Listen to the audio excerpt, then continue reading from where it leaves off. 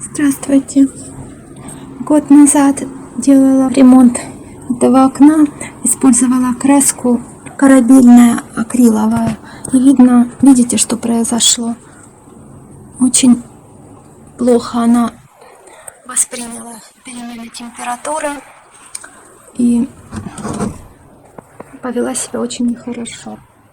Нужно производителю что-то менять с этой краской, либо предупреждать, что она для наружных работ не очень-то подходит. Из-за перепадов температуры она просто поотлущилась.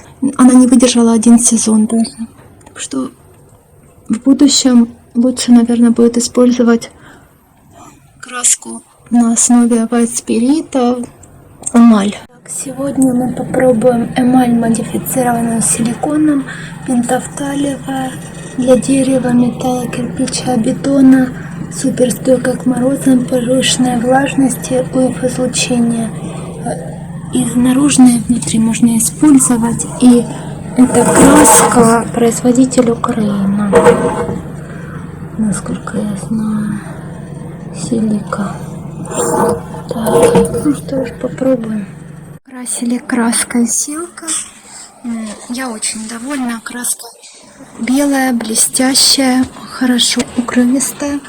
Ну, единственное, вот на радиаторе придется немного еще подкрасить, но это по причине того, что он был до этого голубого цвета.